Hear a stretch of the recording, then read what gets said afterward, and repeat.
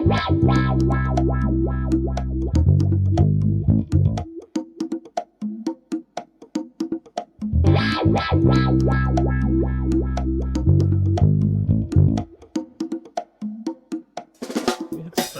we're recording. Now that the world can hear this, let me send you a link to this Basecamp image. What? We were just I'm working on this web framework. It's a static site generating framework in Python. Okay. Codename Render Engine for right now. I think we're gonna stick with that name. But the reason I talk about that is you talked about branch workflows in Git. Well, yesterday we were I don't know if it'll let me send attachments in this. I guess not. Well, never mind then. Okay. Well, yesterday I was working on something and I just brought on someone. Shout out to Russell, and thank you for helping me. But as we were like trying to outline the process, we were like, oh, well, what's our Git workflow going to be? So it's fresh on my mind that you wouldn't want to talk about Git workflows, because like this is the first time I've done development with like another person. Right. It's not just a single stream on a Git repo or something. I can't just push everything to master anymore. Well, you can. That's what we do. But a lot of people think it's crazy. And if you look at the document that I just put in there, it'll actually show, because that is what we're doing. We're pushing everything to master. But then when we do our stories, we create a story branch, move everything to master, and then when we have an actual release, which I know it says like version 1 and version 1.1, I use I call it the Gregorian version system, where you use the year and the month. Okay. Yeah. There's like this stupid stigma that people have when they're like, oh, it's only a version 1 or technically it's version 0.3. It's like, no, it's just version 2019 9 for September. It's just an incrementer number on the year. Exactly. Yeah.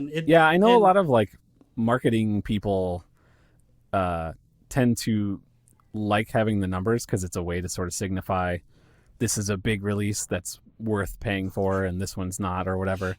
But it's been interesting seeing a lot of developers push into the sort of more pragmatic numbering that doesn't really necessarily mean anything, and it saves a lot of heartache, I think.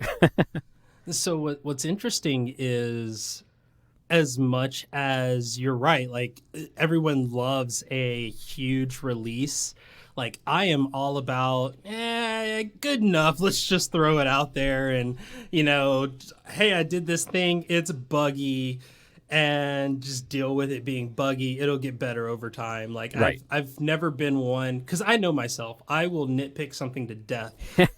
So like the Pit website has changed designs like 3 times this year. So I know that I will never be satisfied. I just got to put it out there and like just keep rolling. But and that's something you can do. What? Sorry, go ahead. Oh, speaking of putting things out there, you just put an app out there. So or close to it anyway. Very, very close. Well, yeah, it's in beta, but I was using it yesterday and loved it. By the way, the snoring. Oh my goodness! My wife was like, "What are you doing?" And I had it like synced to the HomePod.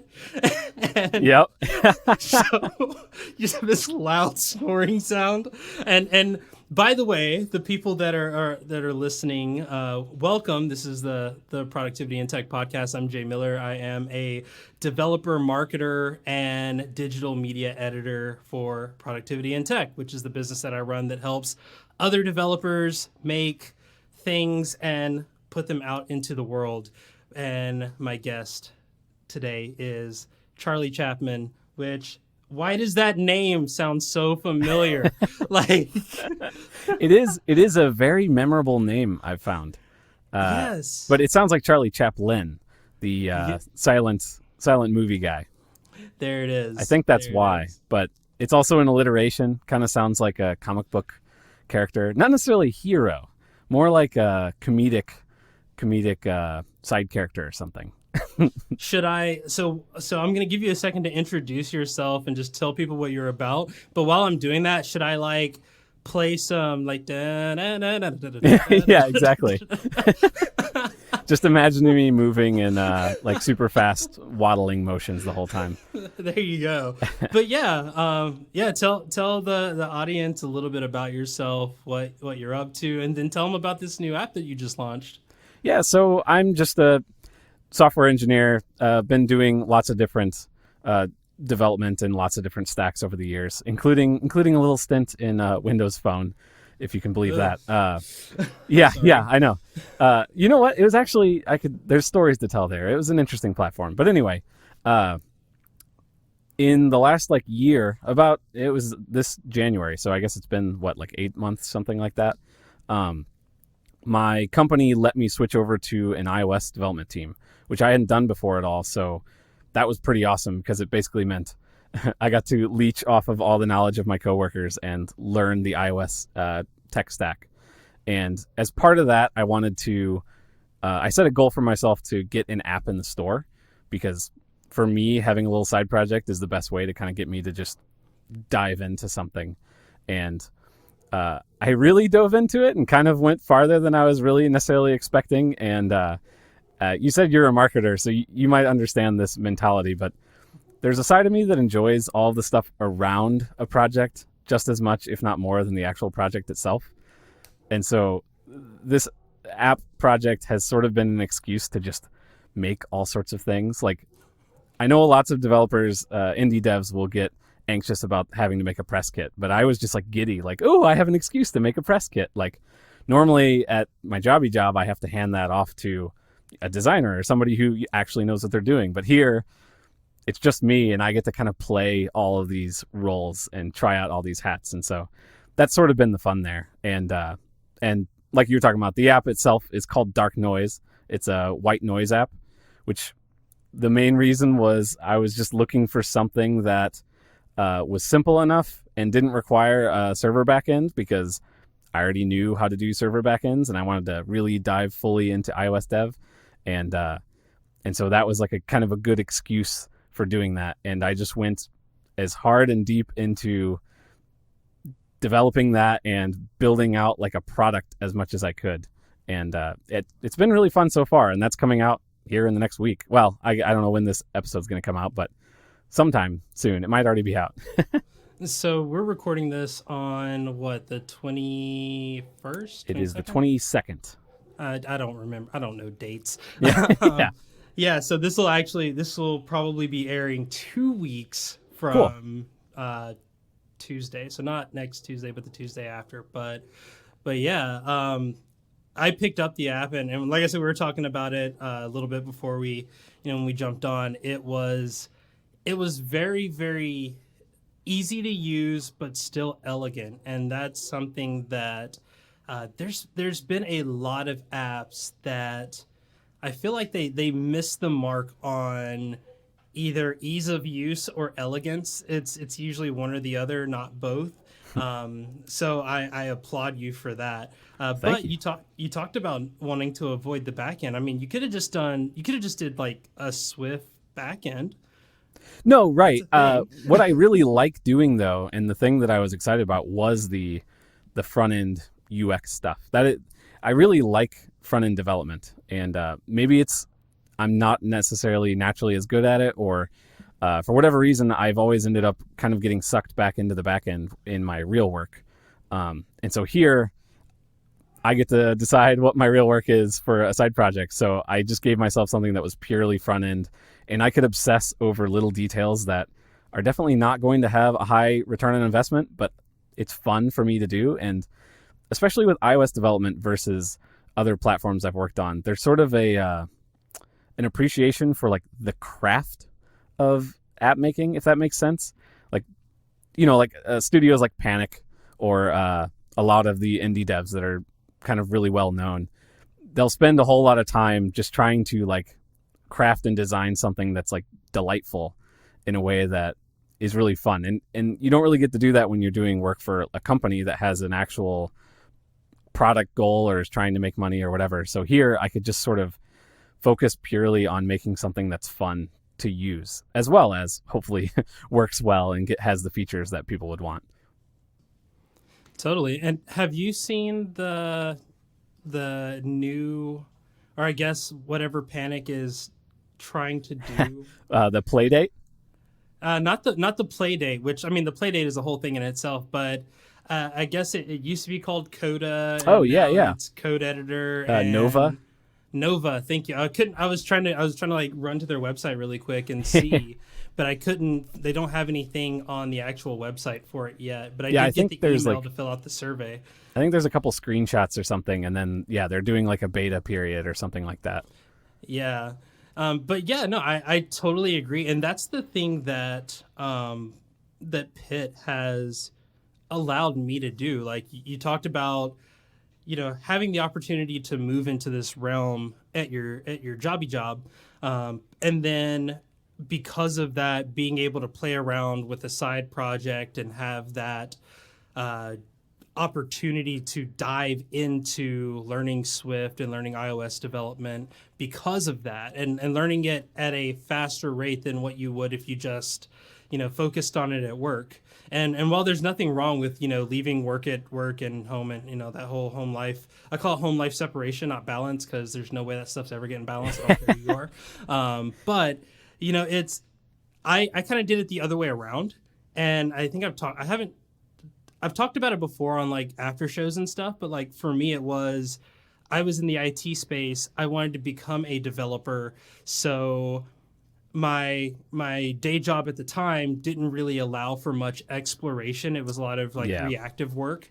So for me, it was the only way I was able to learn any of the Python development that I have is from doing stuff on the side and doing things to support my hobbies like podcasting. And like my first tool that I ever made was like a show notes aggregator that, when you have like 5 people doing like a big webinar or whatever, and people are posting links and stuff, I wanted a way that you could just like copy and paste the chat and then have it just do some basic regex, stuff to find all the links.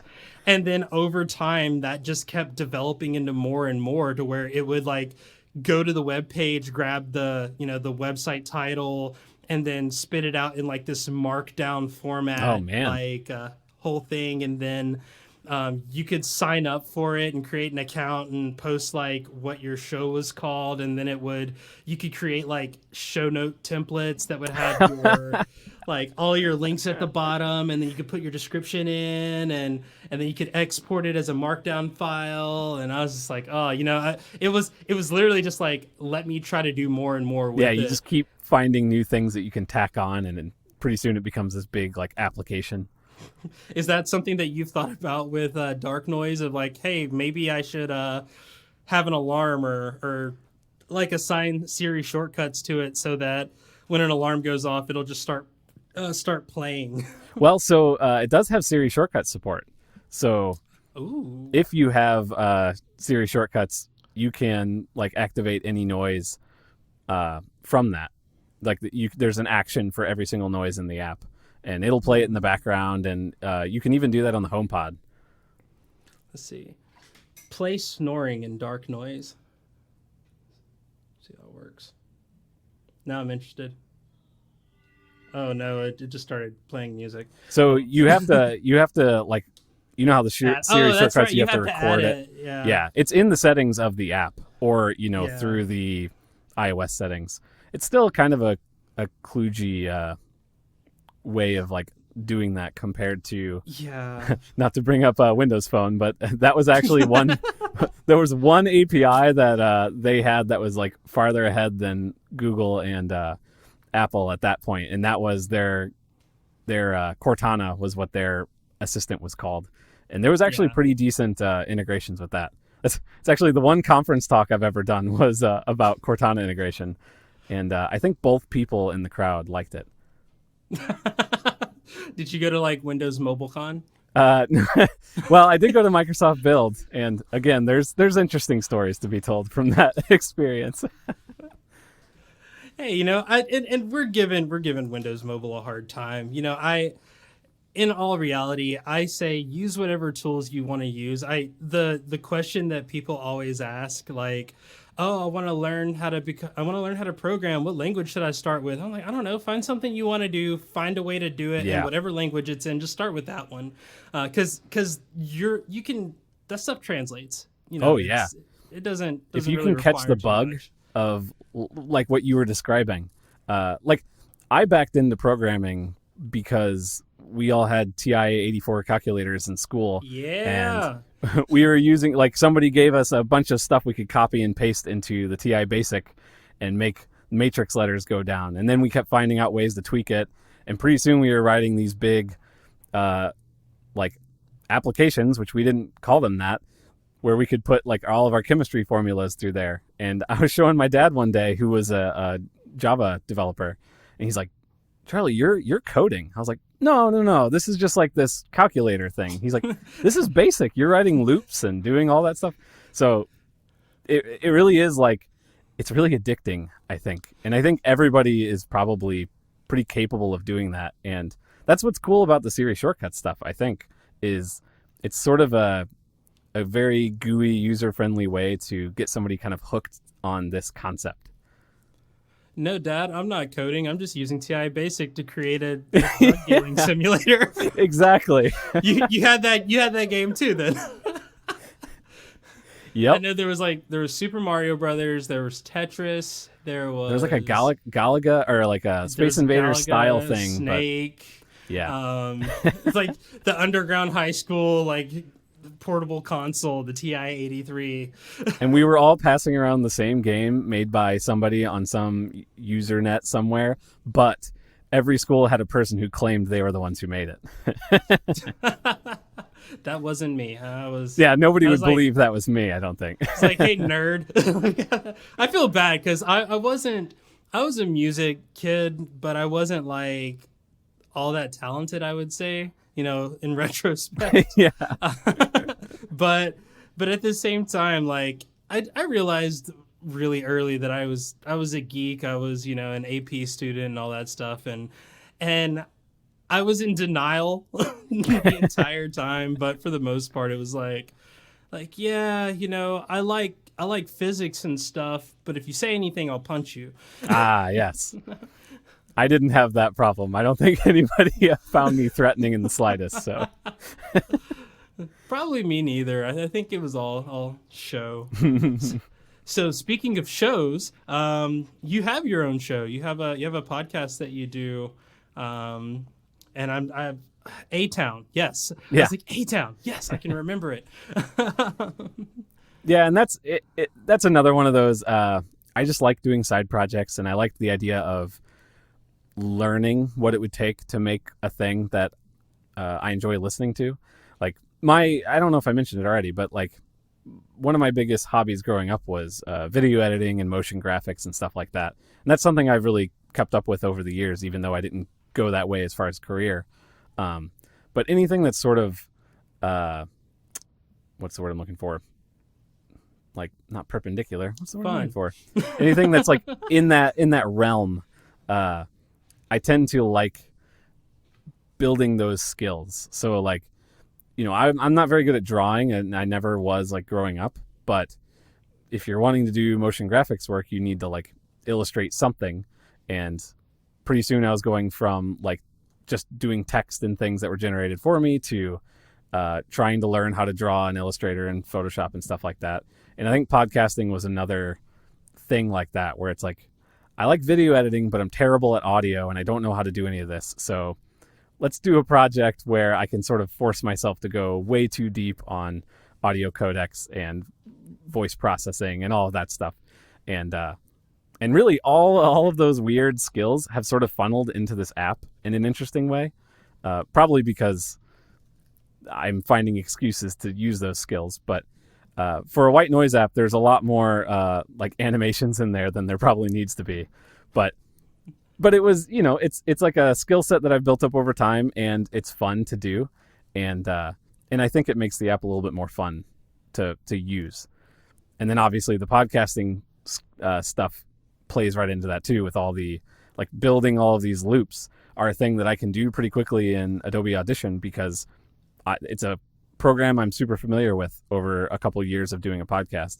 And I don't think I said what it was, but the podcast is just, it's like, I don't know if you've heard of Hello Internet, but it's just two friends talking, just going into random topics, kind of thing, like every other podcast probably is these days. But it's been really fun, and we've built a small audience that interacts with us, and it's at the point where we're just doing it because we enjoy it, but also it's kind of keeping up this skill set over time. So I don't know. It's been fun to do. I'd recommend anybody do it if they're thinking about it, even though people might make fun of you because the world doesn't need another podcast. Oh, it definitely does need another podcast. Yeah, just one more. Yeah, just one more. Yeah, so I just saw this app on Product Hunt, and I put it in the chat called Spext, and they were talking, like, when I looked at it, the first thing that it said was like delete ums and filler words using auto-generated transcripts, and I was like, no, like, stop making people sound like robots.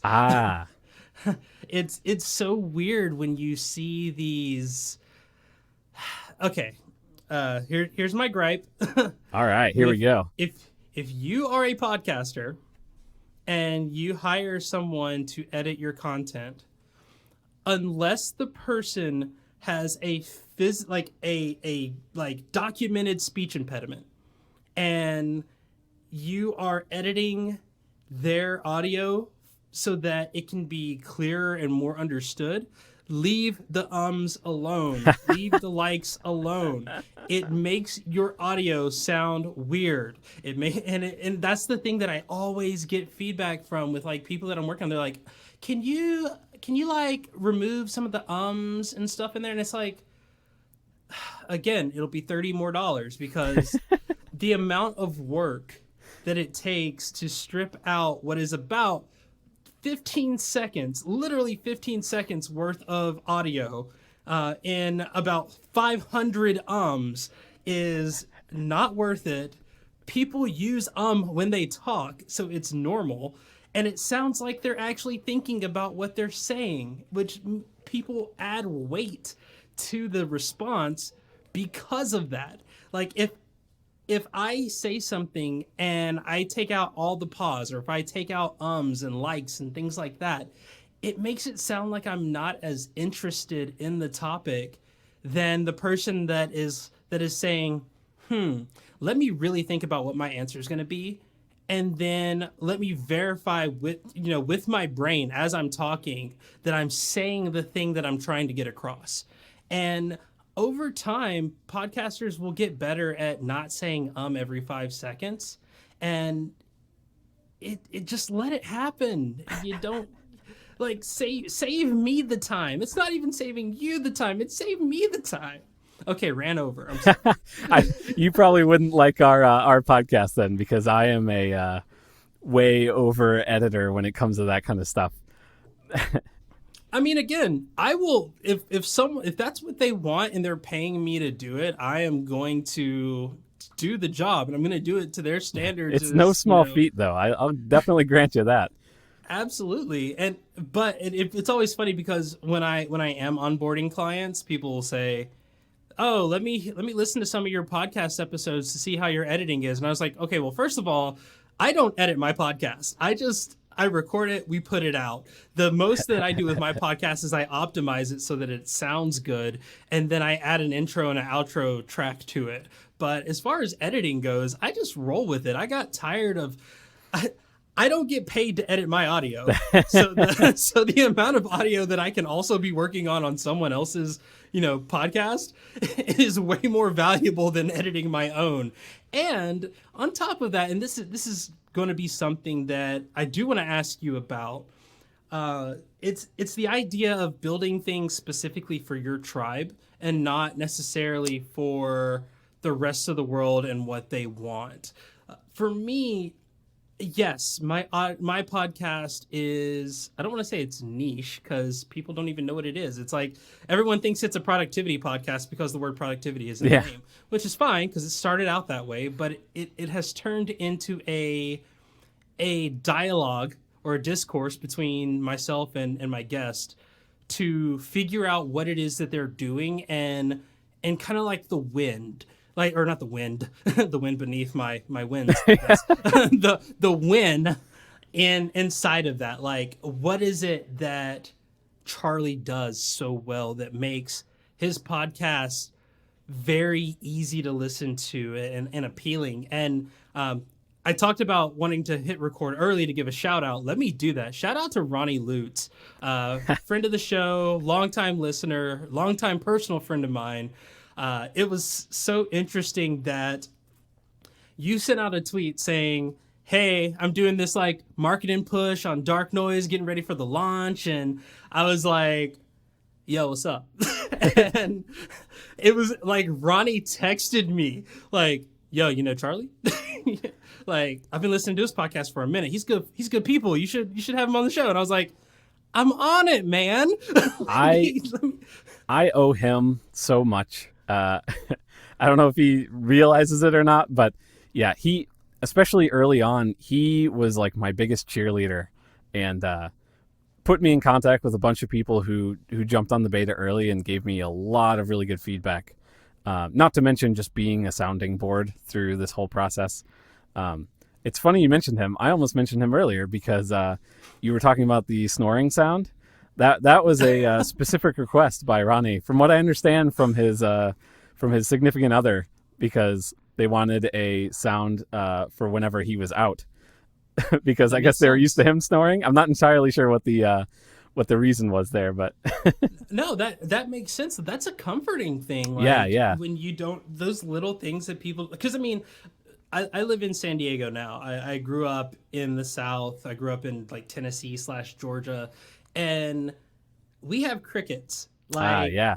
that is just background noise. You don't think about it. I don't know what it is out here. We don't have crickets out here. It's like, they don't Really? exist. It's quiet. Like, we have dogs that bark until 4 a.m. in the morning. Like, that's what we have. But That's interesting. yeah, I've like, never thought about that. it took me so long to just deal with not having that background noise, and it sounded weird. And when I was in the military, even when I was in Japan, like, you had people waking up early in the morning. Like, you kind of woke up to the tryhards that were like waking up at 4:30, and you didn't have to wake up till like 6. And damn you, military. Like, I wake up at 6 now because of that. But yeah, like, it's those little things, like drunk people in a smoke pit, like yelling and acting stupid. Like, eventually it becomes a part of your routine, and part of your comfort. So hats off for not only putting in something in your app that helps to comfort people, especially when they're in a kind of a different sleeping situation, but also being able to listen to your soundboards, your feedback loops, and take what they're saying and be like, "Oh, I mean, I don't, that sounds weird, but all right, let's do it."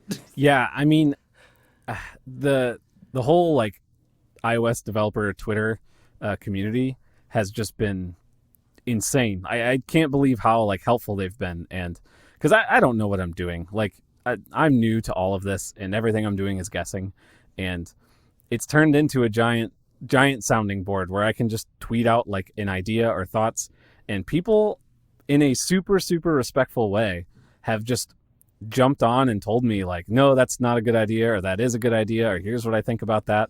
And I don't know, I know people complain about Twitter being sort of a cesspool and dangerous for your brain, and really negative, but that has not been the experience I've had so far. Maybe it's because I'm a pretty small player and I just haven't run into those people yet, but I definitely I was telling somebody earlier today, I feel like this app was built by a team.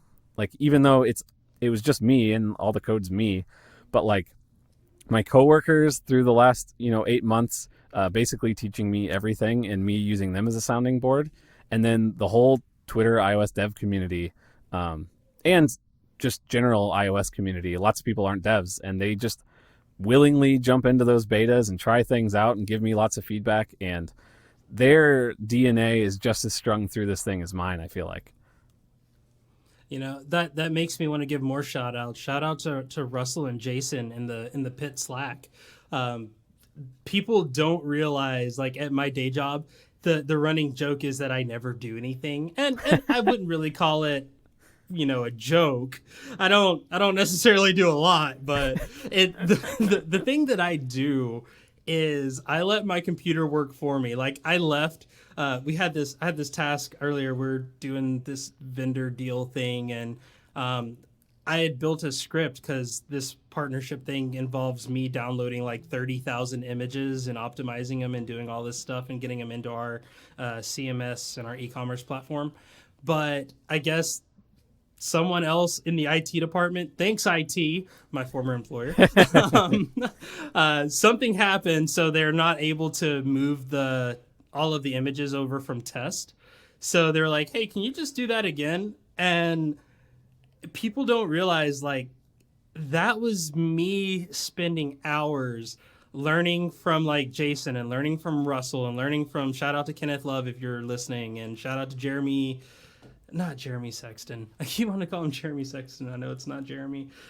Shout out to all the people that have, Michael Kennedy, all of the people who just answer questions when I ask them at random, and they're just like, hey, I'm like, hey, how do you do this thing? And they're like, oh yeah, no, here's a good resource for that. And a lot of these are a lot of people that I met on Twitter, and developer Twitter, I've been told, is, like you said, it is a cesspool. And I personally, I don't think I invest that much into Twitter to really feel that. For me, again, it's all about like what's happening in my tribe and what's happening in my small circle of, as I drop stuff, great. In my small circle of friends and community members inside of Pitt, and the people that I've made connections with. And I mean, a few of those people were from Twitter, just stuff that they've said or stuff that I've said that they've responded to. And I'm glad that you're a part of that now. That's awesome that I was able to find, you through the millions and millions of other people on Twitter, and that we both knew how crazy Ronnie is. And like that whole connection piece, I feel like it just figures itself out. But I'm not going to say that Twitter is good. I'm not going to say that Twitter is bad. I'm going to say Twitter is two things. It is, for some people, a thing that they don't need in their life because of the toxic culture that does exist online in general. Right. But it's also a reflection of what you're trying to get out of Twitter. And I say that in the people that have hundreds of thousands of followers on Twitter are going to have trolls in their account. It's going to happen. It's a numbers game. Like, if right. There's going to be some bad apples in that group. And because you have a larger audience on Twitter, you are going to be put in front of more people. And because one troll follows you, people who follow that troll are also going to find you and start, following you as well. It can snowball quickly. Exactly. But on the other side of that, there are people in this world who have made successful careers without the use of social media. And there are people who have, like, one of my favorite artists, Donald Glover, he's not on Twitter. I think he just now got on Instagram. I don't know, because I'm not on Instagram or Facebook or anything owned by Facebook. Well, to be fair, he was like a SNL writer, right? 30 Rock writer. Or 30 Rock writer, yeah. But even before that, he was doing local skits at his college, and he had like this little like comedic troupe, and this was like at the birth of like before YouTube and everything else, and they were putting stuff out there and doing things. And the only reason he got that job at 30 Rock, I know I sound like a full-on Childish Gambino stan right now. The only reason he got that job at 30 Rock was because people that he had connected with said, hey, there is an opening for this position, and he didn't even think he was going to get the job. He just kind of like took a shot at it, and it paid off. He's also And just ridiculously talented oh my at gosh, everything. but that's the thing. There's so many of us out there that are stupid talented. Like I would have. I'm actually working on an app myself Oh, that nice. is for editors and podcasters, and I'm calling it Producer's Notes right now, and I haven't touched it in a while. And the whole idea was basically while you're recording, you have this thing open, and Yes. you do I know your where this three, is two, going. one, go. And if someone coughs, if there's, someone sneezes or does something crazy, you have a gigantic button that you can just press, and Yes. it timestamps it and saves it as a marker in like a file. And then using the power of Python and a little bit of backend work, you can actually embed that into a FLAC file, into a WAV file, into an AIF file, Yeah. and have markers for your producers so that they can know what's going on. And you can leave notes for them. You can say, like, you can go back into it and make, more advanced notes and things like that. And my goal eventually is to have this as like kind of a Logic plugin to where it's just connecting to the server, and as you're pushing the buttons, like it'll know when you started recording, it'll know when, like, when you push a button, it'll sync it with your computer Right. and create that marker for you. And but the whole thing is just in that, like, coming up with that idea, I was like, oh, this is a brilliant idea, how come no one's ever done it? It must be stupid hard. Then like I see a tweet like 2 days ago where someone's like, hey, you know that app that you were like, I think it was Matt Casanelli talking to Steve Troughton Smith. Yes, I saw that same one, and I told him, "Hey, let me know if you find one." Exactly, and that's the thing. He was like, "Yeah, I would love to." He's like, "Yeah, I'm working on something like that, but this thing broke this thing over here," and in my mind, I'm just like, "Great." Like, there's no reason for me to continue this now, and I know that that's like BS. And if I'm honest, there are so many other things that I need to be working on right now, like Pitt as a business and my marketing brand and learning more development stuff. That's really the reason why I haven't done anything on it. Not that people who I admire, who have been putting out apps, since like the dawn of the app store, are working on similar projects. But that's the thing, is it's great that you have access to those kinds of people, but at the same time, it can be so paralyzing and so demoralizing to hear, like, I had this great idea, and someone who is definitely more talented than I am also has a similar idea. Yeah. And there's no way I can compete with that. Yeah, I've heard a lot of like YouTubers will, like, they eventually stop watching YouTube. Like, specifically I'm talking educational YouTubers, because if they're working on a script or a project or something, and they've been researching it for weeks and they've been working on this project, and then they see a peer come out with something that covers the same topic, they're like, well, I could never compete with that, and they like scrap it. And so they'll stop watching a lot of other YouTube for that exact reason, because they realize it like kills a project in the cradle on them, because once you see that somebody else has done it, it kills their motivation. And whenever they don't watch that and then they come out with it and somebody says, oh, hey, somebody else just covered this, they're always happy that they still did it because they put their stamp on it. It's still unique. There's dozens of really great podcasting apps out in the store, but the ones like that have people that have an opinion on how you can do it and really pursue that, they elevate above everything else because they're still putting their stamp on it, and there's an interesting take, and there's lots and lots of people in the world, and I guess you're using the word tribe. I think that's a good word. Like, you can find a niche of people that think in a similar way to you, and they're not fully satisfied by the products that are already out there. And so you can make something targeted at yourself, and by extension, you're sort of targeting this group of people that isn't necessarily filled yet. Absolutely.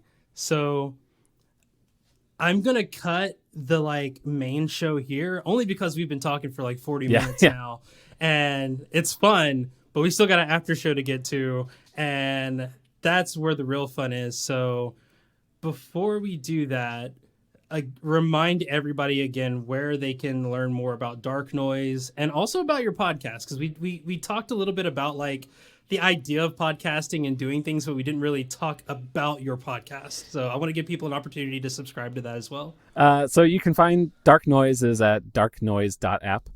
Or you can search Dark Noise in the App Store, and when this episode's out, that hopefully will still be in the store unless something went terribly wrong.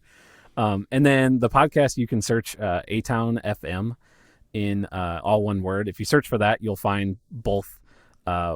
There's the A-Town FM is the podcast that's the normal show where we just talk about random stuff, usually surrounding technology or marketing, because that's what me and my friend are kind of in that space, or TV and movies. And then we spun off a show from that called A-Town at the Movies, where we go through, whenever we see a movie, we'll kind of do a deep dive onto our sort of review or thoughts on it or whatever. Although that one we haven't been keeping up with as well since I started this app project. And yeah, that's pretty much it with that. Oh, and you can find me on Twitter at ChuckyC17. Perfect.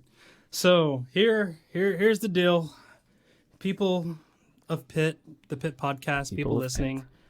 The people of Pitt, the Pitt crew. Ooh, the Pitt crew. That right. Has been the new name. Like, I love it. Just the Pitt crew. Like, our Slack channel has Pitt crew chiefs. Ooh. And they were like, I'm a Pitt crew chief. And I was like, dang right you are. I love it. But yes, Pitt crew, check this out. This is one of the last interviews that you're going to be hearing for a while. The show is actually going to be not taking a hiatus. Like, I'm still going to be here. I'm still going to be doing shows. I'm going to be answering questions, your questions. So if you have them, unfortunately, you have to be in the Slack group to ask them, because that's the only place I'm checking right now. I mentioned this in the newsletter a few weeks back at the time that your people listening are hearing this. But if you don't subscribe to the newsletter, productivityandtech.com, subscribe. Anyway, so many plugs, whatever. I'm like a bad sink, too many plugs, but, and too many bad jokes, I guess, I don't know. I was trying to figure out where to go with that, but I couldn't. There's a joke in there. There is. It stopped somewhere. It's plugged up. I was going to say, yeah, it's clogged. We've gone too far. Anyway. Oh, someone needs to drain this. Wow. There it is. Okay. So, people of Pitt crew. Again, this is one of the last interviews you're going to be hearing for probably a month or so, maybe a little bit longer. I'm going to be doing some solo shows where I answer questions coming from members of the Productivity in Tech Slack workspace. It is probably too late if you want to join this workspace by the time that you are hearing this. However, if you want to ask a question and have it possibly answered, I can't promise I'll get to all of the answers or all the questions, but if you want to have your questions answered, you need to send either me at KJY Miller or Productivity in Tech, which is at prod_in_tech, and just don't worry about hashtags or anything like that. If you add us and you ask a question, I'll reach out to you and say, hey, like, here's my thoughts, but do you mind if I use this for the show? So there's that. But we're going to be thinking really hard about what is next for Productivity in Tech as a brand. We talked about this a little bit earlier in the show. I admire a ton of what Panic does as a company. They're not afraid to branch out and try things. For those that don't know, I've been working as a marketer and now I'm working as a developer, and I'm also doing a lot of podcast editing and video editing for courses for people and newsletter stuff. Like, I'm doing so much, and I just want to focus on the community. I want to focus on the people that are in the community, the people that support Pitt and everything that Pitt's about. So we're taking the rest of the year to really reach out to the members inside of the community, figure out what it is that we can do to provide the experience that my ride or dies have been wanting and asking for since 2014 when this whole thing kicked off. So I'm going to be pinging people. For those listening, if you're one of those people, you'll hear from me. If you're not one of those people, sign up for my newsletter. at productivityintech.com, and we'll be reaching out to people from that as well. And you'll be the first to hear about what's going on in productivity in tech. But one last thing, I got to thank the people that help make this show possible. Shout out to all my Pit Premium members, the people that believe in the show so much they're willing to pay for it. That's what I'm talking about. If you want to become one of those people, head over to productivityintech.com/memberships. You not only get access to the special Slack group that we have there, but you also get a bonus email from me every week where I talk more about the business of Pit and the things and what it's like to bootstrap a business from scratch. And you're also going to get access to these after show conversations that Charlie and I are about to have. Charlie! Oh, no. It's going to be so much fun. It's going to be so much fun. My ADHD is like kicking in. I'm about to enjoy this. But yeah, you get access to that. Some great questions being asked there. But all of that, productivityintech.com is where you can find that information about my editing services, my marketing services, my coaching services. Again, if you want them, now is the time to get on them because they may not be here like come January. So head over to Productivity and Tech for all that. Thanks to the premium members. Thank you to Nadir Omawali for the use of his song, A Hustler, In Spite of Myself for the intro and outro music. And thank you to Icon Pro Audio for sponsoring the show with some awesome equipment. If you want to find out more about those, check the show notes. And Charlie, you got anything to say before we jump into the after show? No, I don't think so. Thanks for having me on. Awesome. And later. Anytime. super excited. And again, I'm stoked for this after show. But until next time, I'm Jay Miller for Charlie, for myself, for Productivity and Tech. I hope we've been productive. I know we've been productive, and it's about to get even more productive and a little silly in the after show.